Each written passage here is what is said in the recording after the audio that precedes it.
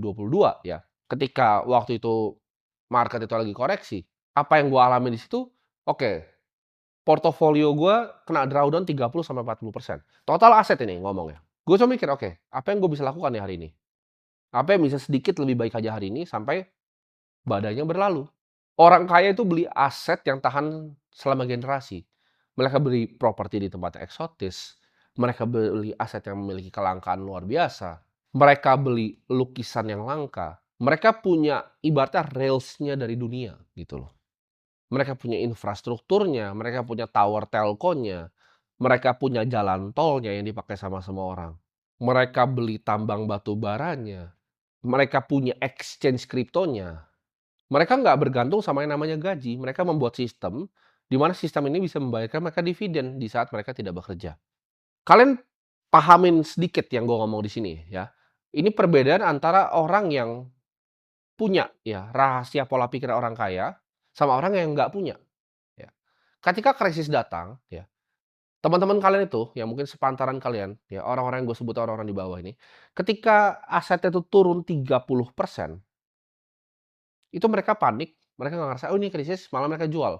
Jadi ketika misalnya uangnya 100 juta, itu jadi 70 juta, mereka jual uangnya. Sedangkan orang kaya akan serokin semua, ya. Karena bedanya seperti ini, ya, teman-teman harus paham nih bedanya. Orang di bawah punya uang 100 juta, oke, mereka dorong semua, mereka ngerasa mereka pengen cepat kaya, uangnya itu pengen jadi 300 juta. Mereka dorong semua uangnya ke suatu investasi yang akhirnya turun 30%. Anaknya ngerengek, anaknya sakit. Mereka butuh keluarin uang 20 juta. Akhirnya mereka jual semuanya, takut lebih turun lagi ketika krisis. Jadi dari 100 ini udah hilang 30 juta di market. Sisa 70 juta, 20 jutanya diambil lagi. Jadi uangnya tuh portofolio hidupnya tuh sisa setengah. Orang kaya tuh tidak operasi seperti itu. Ketika mereka punya uang 100 miliar, 100-nya ini nggak langsung didorong semua. Mereka punya 30 miliar untuk dana jangka pendek, jangka menengah. 20 miliar ditaruh di aset A, 25 ditaruh di aset B, 25 ditaruh di aset C. Jadi ketika ada aset A yang turun 30%, mereka bodo amat. Bahkan mereka punya cash 30%-nya lagi, mereka bisa dorong lagi.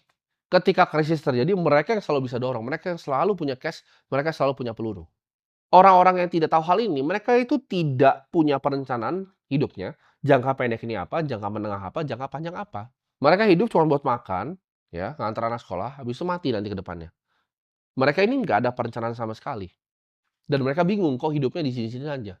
Mereka yang di bawah itu ibarat kalau berenang di kolam berenang, ya, yang mereka harus lakukan adalah injakin kepala orang untuk bisa mengapung. Mereka nggak mau belajar mengapung, mereka harus injekin kepala orang, pegangin orang kanan kirinya. Akibatnya apa?